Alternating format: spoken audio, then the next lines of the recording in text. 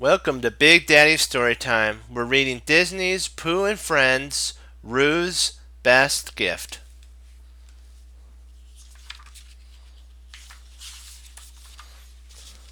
Every year at holiday time, Kanga invites everyone in the Hundred Acre Woods to an open house party. She would serve delicious treats and everybody would exchange gifts. It was a happy time, full of fun, food, and friendship. This year, a few days before the party, Rue had a dream. In the dream, there were lots and lots of gifts for him, all wrapped in shiny paper and tied with brightly colored ribbons. When Rue woke from his dream, he hurried downstairs to find his mother. "When do I get my gifts, Mama?" he asked Kanga. Kanga smiled. "Soon, dear. You'll get your presents at our open house party, along with everyone else." Kanga took out her broom and mop and duster and started to prepare for the party. As she did, there was a knock on the door. Rue opened the door, and Tigger came bouncing in. "Hello there, Rue," he said. "Let's bounce." "Yippee!" Rue shouted. Rue and Tigger bounced around the house, laughing and playing. When they were all bounced out, Rue said, "Come on, Tigger, let's help Mama clean." Rue helped Kanga sweep the floor by climbing on to her broom and pointing to the dust. Tigger helped her wash the windows by following along behind and rubbing his paw on the glass to make sure it was clean. After Kanga polished the table, Rue and Tigger used it for sliding. This was fine until Tigger slipped off the edge and bumped his nose. "Ouch!"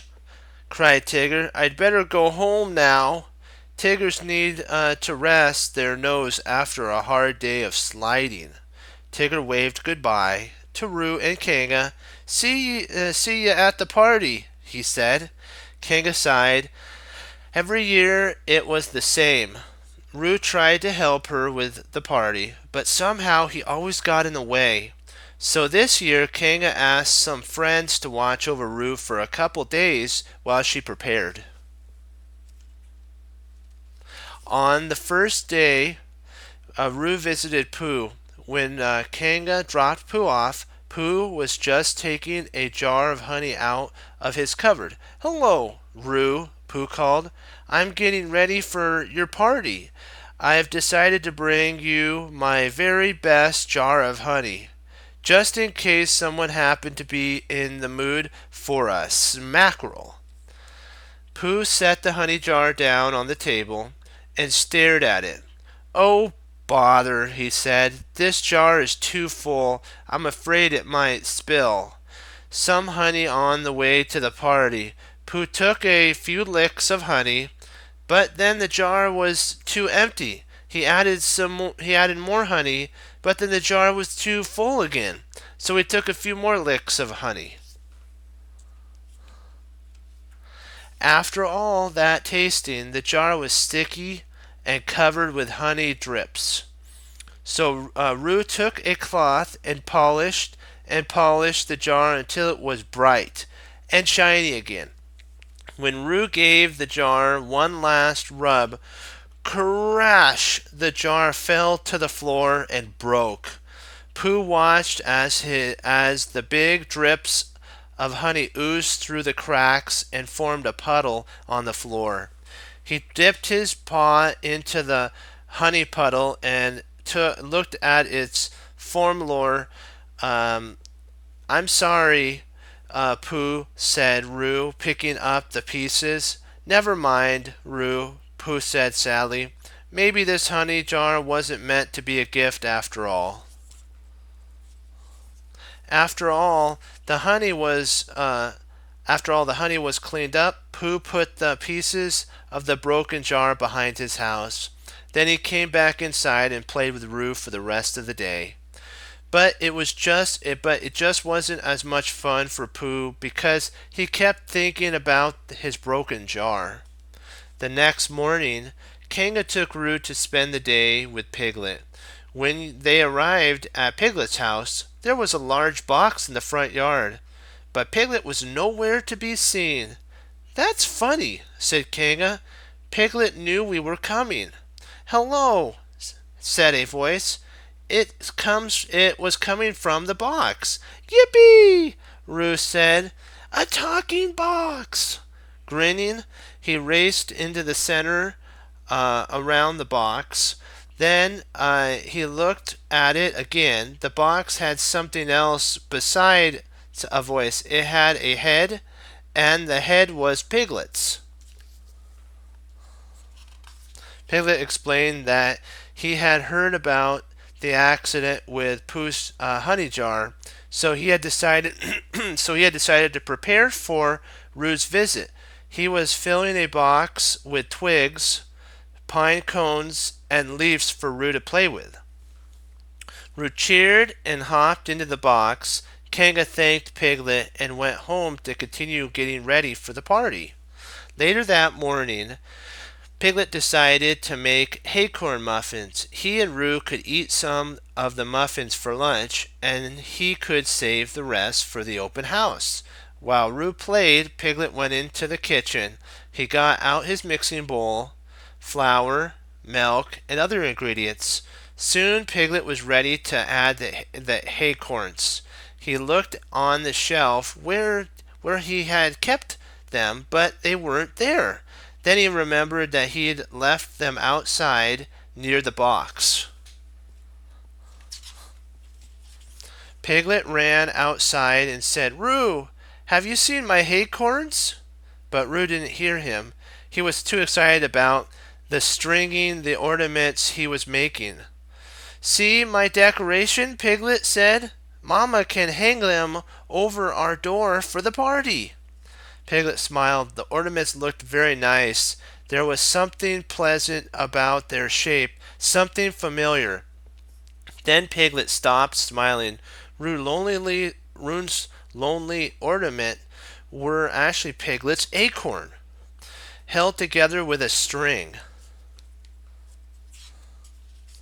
When Piglet and Roo ate lunch that day, they didn't have haycorn muffins or anything else with haycorn in it.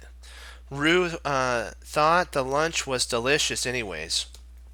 Piglet was glad that the haycorn ornament would make such a lovely open house gift, but the rest of the day just wasn't as much fun for him. The next day, Roo went to play with Eeyore. Roo found the gray donkey standing guard by the thistle patch. Eeyore said, "Don't come near, Roo." "Why not?" asked Roo. "Because thistles are my favorite thing," replied Eeyore, "and I'm afraid something might happen to them, the way something happened to Pooh's honey jar and to Piglet's haycorn." "Don't worry," said Roo. "I don't even like thistles." As they went off to play, Eeyore said, "I don't suppose you see anything different about me today, do you, Roo?" "Yes, I do," Roo said. "It's that thing on your tail." Thanks for noticing," said Eeyore. "That's my holiday bow. I always wear it to your party." All morning Roo played games with Eeyore. Roo's favorite game was sliding down Eeyore's back. One time when he was sliding, he reached out and grabbed Eeyore's tail. Suddenly there was a ripping sound. Roo found himself lying on the ground, holding a donkey's tail in his hand. The tail was torn from the top to the bottom. "I'm sorry, Eeyore," Roo said. "Let me pin that back on you." Eeyore looked at the tail and shook his head sadly. "No, thank you, Roo. I'm afraid it's of course no use anymore." Slowly they walked back to Eeyore's house. On the way, Eeyore said, "You know, I just remembered thistles aren't my favorite thing. My favorite thing was my tail. Eeyore and Roo played a few more games that afternoon, but Eeyore missed his tail, and the rest of the day just wasn't as much fun for him. Roo didn't go visit the next day because it was the day of the open house. That morning, he helped Kanga arrange the gifts. What's in the gifts, Mama? Roo asked. Kanga smiled, lifted Roo up on her lap, and sang a song. What's What's in a gift beneath the bow and paper tied with a string? It might be beads or cakes or seeds. It could be anything. But in each gift there's something else, the most important part. You put it there because you cared. What's in a gift? Your heart. Ruth thought about the words in the song. I want to give some gifts too, he said. He told Kanga what he wanted to do, and they worked on the gifts for the rest of the morning. Soon it was time for the party to begin. The first guest to come bouncing in was Tigger, followed by a smiling Christopher Robin. Owl was right behind, telling holiday stories to everyone who would listen. He even told a few when no one was listening. Pooh, Piglet, and Eeyore arrived last, wishing everyone a happy holiday. But from the glum look on their faces, it wasn't a happy holiday at all. Everybody ate, drank, and sang holiday songs. Then it was time for Kanga to hand out her gifts. A plate of holiday cookies for each guest. But when everyone had a present, there were still 3 gifts left. Pardon me, Kanga, said Pooh. Whose gifts are these? Ruth said, These are from me. They're for 3 special friends who played with me while Mama was busy. Rue handed the first package to Eeyore. Inside it was Eeyore's tail. It has been sewn up, good as new. There was a note that said to Eeyore with a little thread and a lot of love. Eeyore was so happy he didn't know what to say, so he looked at Rue and then finally said, Thank you. The second present was for Piglet. When he opened it, he found a basket of acorn muffins. The note read, To Piglet, with a little flour and a lot of love. Piglet hugged Roo and said, Now we have acorn muffins after all. Thank you. The last present was for Pooh. Inside was his honey jar with the crack mended. The note said, To Pooh, with a little glue and a lot of love, and a surprise inside. Pooh looked into the jar. It was filled with honey. Pooh gave Roo a big hug. Oh, thank you, Roo, he said. You're a good friend. As Pooh spoke, Roo felt a warm, happy feeling that went from the top of his head to the tips of his toes. That was when he knew that the best gift wasn't wrapped in shiny paper or tied in a bright colored ribbon. The best gift is the feeling you get when you've helped a friend, and because giving is the best gift of all.